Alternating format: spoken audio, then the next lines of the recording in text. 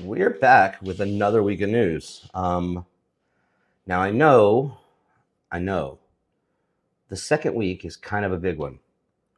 Now, if you weren't thinking it was, I'm going to tell you why. I think it shows that I'm going to keep doing this. I think it shows that, whatever views I get, like some people are going to stick around, some won't. And then I'll find some new people and we'll keep growing this thing. We're going to keep this channel going. I had a blast the first time. And that's regardless of the amount of views. I just enjoyed it. I plan to enjoy it again. We're going to start simple, light. We're not going to start with all the tensions in Russia, Ukraine, and political tensions and all that garbage. We're going to start with technology, partly because I'm a big techie. I love the stuff. We're going to start with VR, AR, MR, XR, whatever you call it. Put something over your eyes, you see something other than what would be in front of your face. That. Apple's going to join the fray. This is interesting for them. See, Apple loves to get into spaces where there's already money being made. Like when the iPhone was released, BlackBerry was killing it. They made so much money. And Apple came in, and of course they disrupted the entire market. And, until everybody started copying the iPhone, like no one else had a shot. But they're going to jump into this world where no one's really making money. There was nobody on the platform. The Rift, if you guys remember that, Quest or Meta used to sell the Rift. They got out of that game because nobody bought them. And the people that did just constantly wanted bigger and bigger experiences without even kind of acknowledging that the market isn't there for these companies to keep building these huge experiences. So they focused all their time and effort on the Quest. The Quest 1 blew up, got huge. The Quest 2 got even bigger, and they still can't make money on it. They're wasting or spending, however you want to look at it, billions every year. It just goes down the drain of VR, XR, AR, MR, whatever you want to call it. It's just circling that drain, and they called it the Metaverse for a while, which inspired their name change to Meta. And look, I actually use the Meta Quest Pro. I love it. I'm not saying they make a bad product. They actually don't. They make an amazing product. They make an amazing product that there's not a huge audience for yet. I think there will be. Meta came out and announced Quest 3. In some ways, Quest 3 is even going to outpace their Pro. And that's a big deal because Quest 3 is going to launch at a base price of only $500. Whereas the Pro launched at $1,500 and has now come down to about $1,000. Still twice the price of an introductory Quest 3 that's going to do some things, at least, a little better. It won't do a couple things. It won't have the native eye tracking and facial tracking so that whenever you're inside, say, Horizon Worlds, my face is going to show a lot more emotion and a lot more natural facial expressions than someone else who's using a Quest. That will stay that way. I will stay a little more expressive than they will. If you don't care about that, $500 is not only the price of the new one, but it's also the price gap between the new one and the Pro. That's a big mountain to climb just to, have someone else see your face twitch a little bit. So I think the Quest 3 is well positioned to keep the Meta family at the top of the VR world. But of course, everyone thought BlackBerry was going to win the phone wars when Apple unveiled their iPhone. iPhone dominated. It did things that we never imagined. And if there's some of that magic left at Apple, I don't know if there is or not, but if there is, if they can get people to buy a $3,000 headset, that's big news. So I am looking forward to seeing it, and you can believe we're going to cover that next week after it's been unveiled. In fact, it gets unveiled tomorrow. I'm recording this on Sunday. Monday is when they're going to hold their developers conference, and they're going to unveil this thing. I'm looking forward to it. I'm going to watch it. Maybe we'll even bring some clips because I'm very interested to see what they do, how they can disrupt the market. Again, a market that's already kind of tiny. It's artificially tiny because people got big heads thinking about PCVR. The truth is PCVR is not a viable option for the masses, not at the cost that it is to develop these AAA games. Meta also unveiled some AAA games, or at least some that for VR would be AAA. Asgard's Wrath 2, it looks amazing.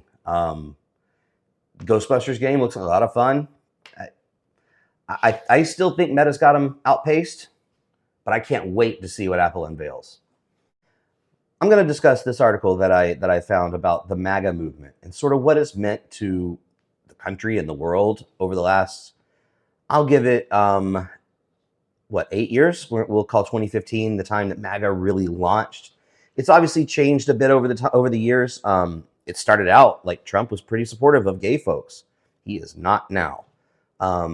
He has found that even though it's his movement, or he coined the phrase at least, he's found that he is being outmatched by a number of these folks who keep going higher and harder than he does. For example, DeSantis in Florida has all these draconian policies towards the LGBTQ community, going after Disney, calling them woke, calling everyone woke, and he's so anti-woke. He's just the coolest to school, except he's not.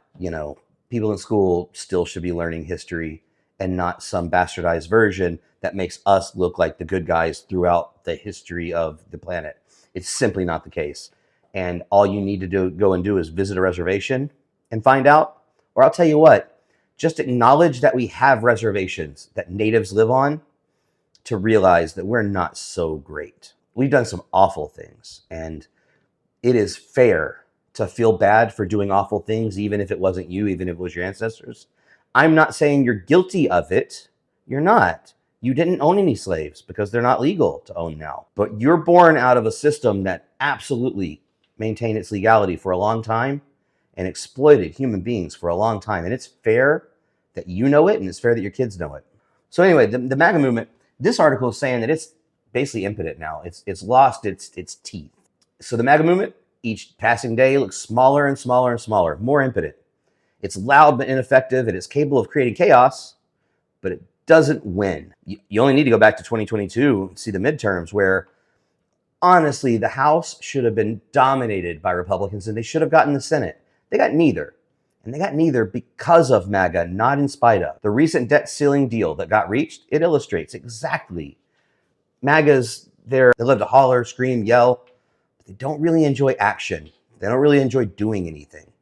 There was a red line they put in the sand. It got crossed by Kevin McCarthy pretty quickly. The none shall pass moment for the far-right Republicans in Congress, and a chance to use the threat of economic disaster that would accompany a default to undo all the things that big bad Biden did. To slash spending to the bone, poke holes in our public safety net, which it's appalling. It's appalling that they keep giving tax incentives to the rich while continually trying to tear down anything that would help unfortunate folks in the country. So Trump, you may not remember, or maybe you do. Honestly, if you're watching my news, maybe you didn't hear him say it. Or maybe you did. And if you did, and if you're a MAGA guy, I love that you're watching. Please keep watching. I don't expect you to change your mind, but I love the fact that you're getting another opinion. I like to watch your right-wing news to keep my opinion at least a little moldable. I want to know what each side's saying.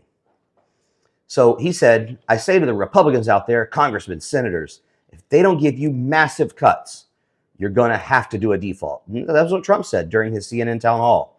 That CNN town hall was a disaster, by the way. Republican Representative Kevin Hern out of Oklahoma, the chair of the Republican Study Committee, told Axios that he agreed with Trump. And Ralph Norman of North Carolina said either they agree to the cuts, which are modest, or they take responsibility for what's about to happen. Okay. But then McCarthy went and got in the room with Biden. He caved. He didn't make MAGA's demands. He didn't make sure that MAGA's demands held true. No, MAGA demanded that pretty much everything Biden did for the first 2 years wiped away, would have been gone. He didn't do that. Now, it was also a pretty unreasonable proposal. You can't expect a president and a party to just erase everything that they've been working on. And they didn't. They weren't willing to. And the GOP, they accepted it. They got over it. MAGA once again tucked his tail between his legs and ran off. So Ron DeSantis, he's announced that he's going to run for president. His claims to fame, or his reasons, I guess, for thinking that he's relevant are winning Florida pretty heavily, deep red Florida pretty heavily. I know people still refer to Florida as purple. It hasn't been purple in a while, and it's not purple right now. DeSantis wins it heavily. Like, it was huge. That much is very true. He was also running against another ancient person, maybe not quite Biden's age, but somebody not in touch with the young Democratic voters that if you're smart, you're going to try to tap into. Someone like Buttigieg will tap into them. Biden and this other guy, I don't even remember his name, and I don't care what his name was. He's the failed Democratic candidate for Florida governor in 2022. That's his name. Anyway, he wants to run for president. He thinks he's got what it takes, and he's touting his woke war, his war against woke. Whether it's Bud Light, or if it's Disney, or if it's anybody else who he thinks has gone just a little too far about the Jim Crow laws. We can't talk about these things because they make white people feel bad. All right, and we can't make white people feel bad. That's a non-starter. Well, you can make some white people feel bad. If you're gay, if you're trans, you can feel bad. He's fine with that. In fact, he's going all in against gays, trans, against all LGBTQ folks. This whole woke war against Target right now is because they put a couple rainbows on shirts, man. They're crazy. They're crazy. My kids wore rainbows on their clothes before they ever knew what gay was. Kids love rainbows. What's your problem? It's nuts. It's nuts, and I don't think there's any reason for us to accept it at all. And I don't think it's winnable. Not only does he trail Trump by a ton in the Republican primary, which isn't even really rolling yet, Trump already looks to have it sewn up. No debates, no anything. Like, he could just waltz right in there. And in fact, some of his attack ads on DeSantis are fantastic. In fact, I want to play one of them for you right now. A pudding when apparently there was no spoon to be found. Take a look. DeSantis has his dirty fingers all over senior entitlements, like cutting Medicare, slashing Social Security, even raising our retirement age. Tell Ron DeSantis to keep his pudding fingers off our money. Oh, and somebody get this man a spoon. And then he gave us this one too. Was struggling big time in his primary race for governor of Florida. Polls revealed DeSantis was failing so bad, he was losing by a staggering 17 points. Then DeSantis was saved by the endorsement of President Trump. Trump's support was so powerful, just 2 days after the endorsement, DeSantis took a commanding lead, and it propelled him to being elected governor. I'd like to thank our president for standing by me when it wasn't necessarily the smart thing to do. You're welcome, Ron.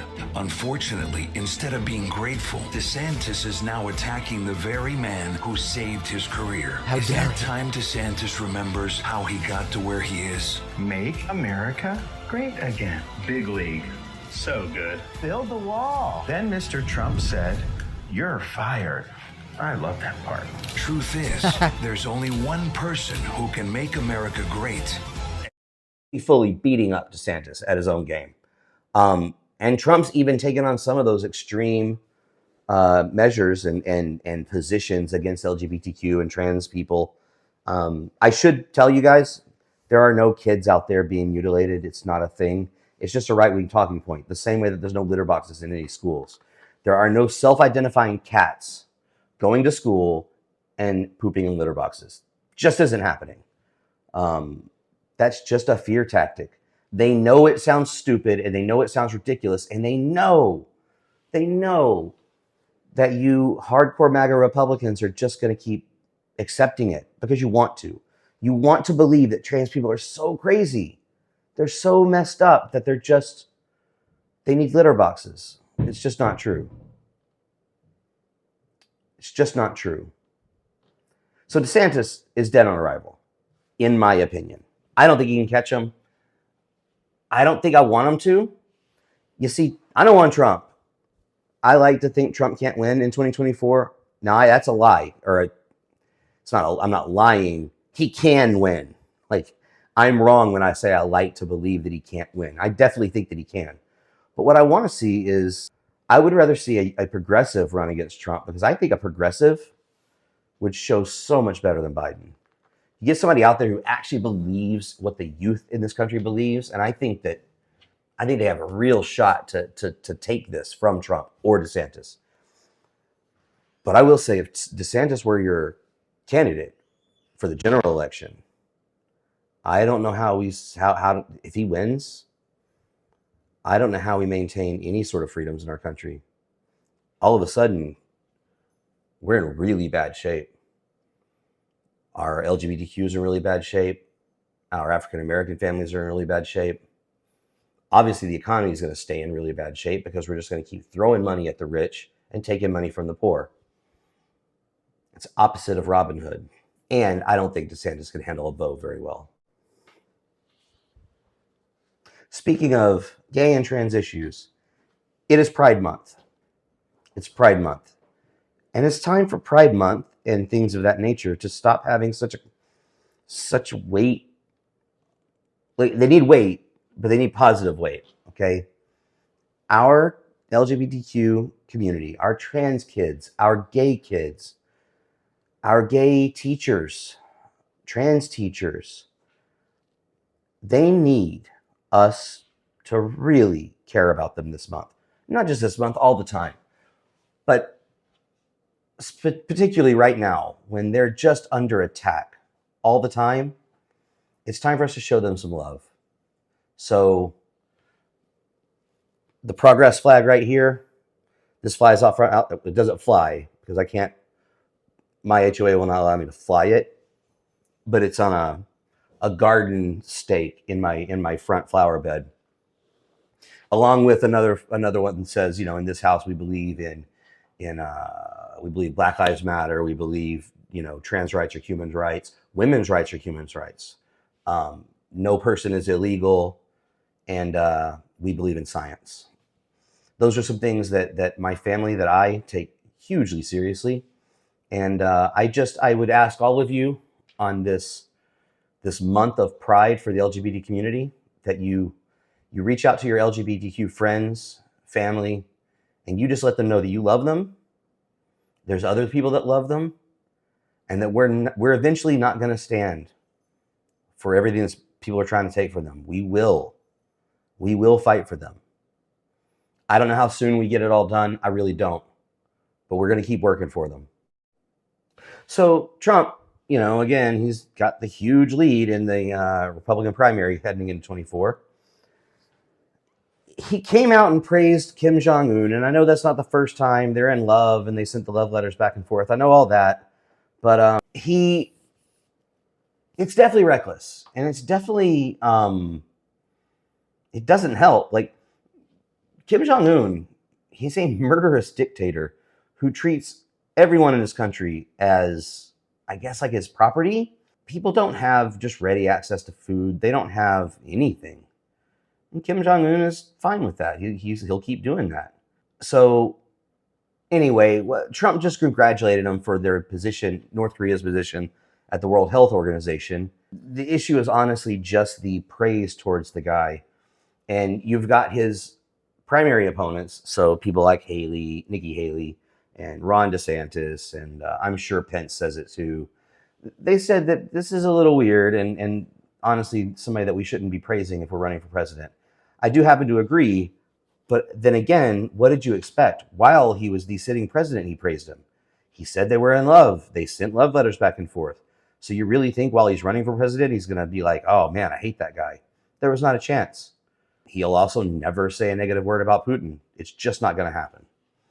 So you know, I know that Georgia Governor Brian Kemp said that taking back our country from Joe Biden does not start with congratulating North Korea's murderous dictator.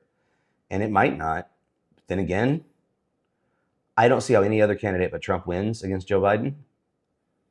I don't see how Joe Biden even got back in the race. That's a whole other issue. I'm a progressive. I am not a corporate Democrat. Joe Biden does not speak for me. He is kind of repulsive. Kind of repulsive. And, I mean, let's just face it. The man is too old to be running for a second term. He would be 82 upon re-election. Give me a break. I did see where Russia apparently destroyed the last warship that the Ukrainian Navy had. And the Ukrainian Navy was asked for comment, and they basically confirmed it, although it was kind of cryptic. But I'm just wondering how you still have a Navy if you have no ships. Navies have ships. They're required to. The only branch that doesn't have to have its namesake thing is the Air Force. They don't actually have to have planes because the Navy has more planes than the Air Force, at least in the United States. But if you lose all your golf carts, do you actually still have an Air Force? I don't think so. I don't want to spend very long on this. The idea that fried chicken is woke, the idea that Chick-fil-A fried chicken would be woke, is a little ridiculous. So if you guys don't know what I'm talking about, the cancel train that hates cancel culture so much, they hate cancel culture unless you're Bud Light, unless you are Target, unless you're a TV show or a movie where you cast a gay character, or you have a primary character who is gay, or you don't shine a negative light on trans people, or whatever. They're all about cancel. In those cases, of course, they call it woke, and so they don't use the word cancel so that they can pretend like they're always against cancel culture. Those same folks, they really, really love canceling things, and now they're after Chick-fil-A, which, by the way, I won't even eat Chick-fil-A. I don't, because their head, their owner of the whole brand, the whole franchise, he contributes significant amounts of money to anti-LGBTQ programs, including but not limited to conversion camps, which I find to be utterly disgusting and an absolute violation of folks' rights. And the fact that he's okay with it is terribly offensive to me. So I actually won't eat them. So now if they lose right-wingers, they're in trouble. I don't call it a cancel that I'm not eating them because I'm not out there trying to get you to do the same thing. I simply won't spend my dollars on certain things that I think hurt people. If he would ever come out and announce, so he's announced that Chick-fil-A, their bucket of cash doesn't go to that anymore. It used to. So a lot of people went back to eating Chick-fil-A. That's fine. That's fine for them. I have no problem with that. But he's still contributing heavily to it, and he's making much or all of his money from Chick-fil-A. And so I don't want my dollar to end up there is all. But they're after them now because they're still closed on Sundays. They're still, hugely, as huge as you can in a corporate setting, they're religious. And it's all the evangelical Christianity. But they had the nerve. Their vice president of diversity, equity, and inclusion, he says the company is committed to ensuring mutual respect, understanding, and dignity everywhere they do business. That was the controversial statement. So first of all, they don't like that they even have a vice president of diversity, equity, and inclusion. They believe DEI is, DEVIL. They simply look at those kind of things as woke leftist ideologies, and you as a company should have no need for inclusion.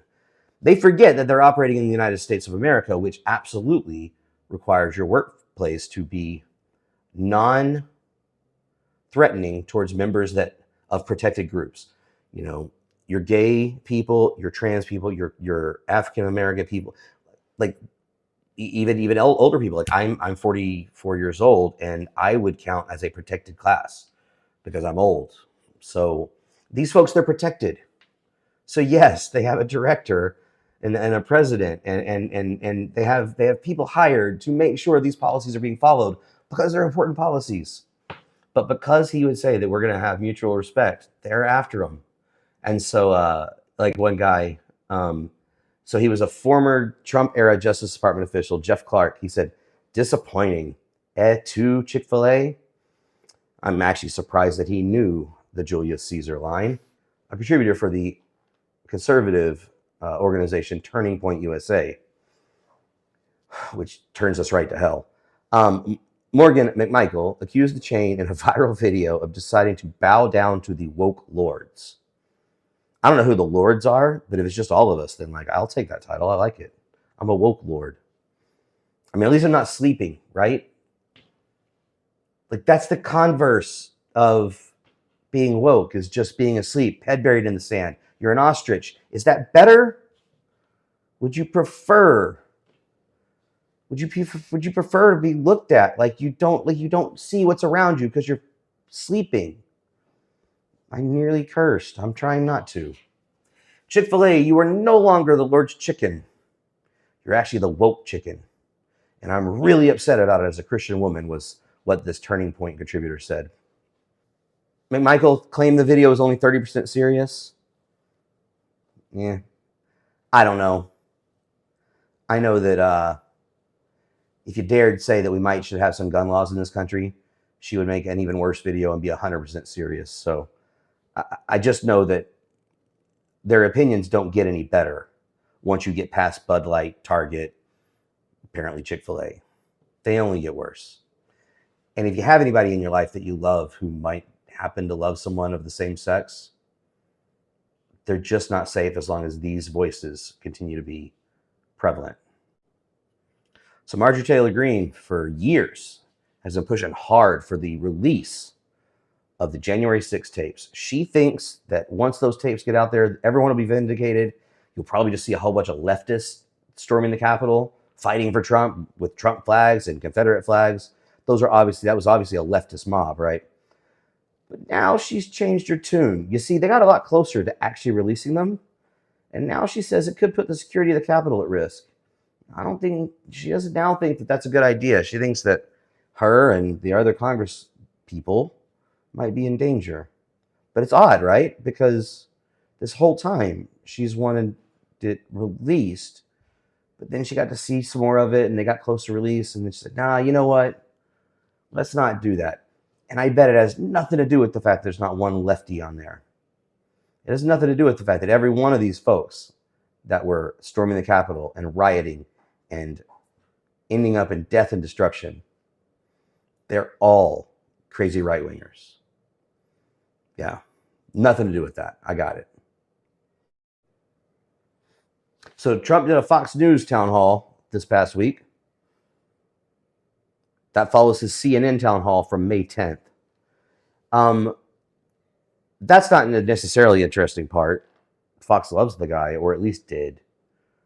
The interesting part is that his ratings were even less than half of what he got from CNN. Now, that's as his poll numbers go up. But the people that say they'll vote for him are tuning in lower numbers. I don't know if it's Trump fatigue. Like, I've had Trump fatigue since late 2015. So, some of the right-wingers would call it Trump derangement syndrome. I don't think it's deranged. I think I'm just tired of the a-hole. But I am definitely fatigued with hearing him and seeing him. Are his own fanatics getting that way? I really don't know. I don't know. I hope so, because I hope we don't put somebody like him back in the White House. But I really don't know. I do know his big ratings and his, so many people watching is just not true. I don't know why I did an accent with that. I do know that his big ratings and, his record-setting audiences, that wasn't true this time. A lot like he didn't have the biggest inauguration ever, and it was not bigger than Obama's. Little like that. Danny Masterson. You might know him from that 70s show. You might not remember him from the 70s show or otherwise, but we finally have a resolution on these trials that have been, the trial that's been going on a long time. And he was found guilty in this retrial. He was convicted on 2 counts of forcible rape. He's currently facing up to 30 years in prison. So, I mean, this is kind of a big deal, and it's it reminds you of some other celebrities that might have, had kind of high profile trials. None, of course, would ever be bigger than O.J. Simpson. So he is currently being held in the LA County Men's Central Jail. It's the same facility that once held O.J. Simpson. That actually occurred in 2008 whenever O.J. was being held due to the armed robbery that occurred in Vegas, and put him in jail for that actually put him in jail, whereas, the alleged murder of his wife and her boyfriend were not his fault. He was liable in civil court, but they were not his. He was found not guilty in criminal court. So he apparently, if he was convicted, so we can say that he raped him. I'm still going to say that he allegedly raped him. Between 2001 and 2003, he was found guilty on the 2 counts. The third left the jury deadlocked. 8 jurors voted guilty, while the other 4 said not guilty. So I don't know. I'm not going to state any more than that. He was convicted. He's being held. He's facing a huge sentence should it go that route. And for his sake, as I would say for anyone who's convicted of any crimes, I sure hope he's guilty, because the time's going to stink, whether he did it or not. I do tend to think that because this jury threw out one of the cases and convicted on the other 2, I think they saw enough that for themselves they were convinced. And, that makes me think there's a very high likelihood, of course, that he is guilty. And so, I mean, you rape somebody, I really don't care how long they lock you up for. It's obviously disgusting, and you deserve whatever you get.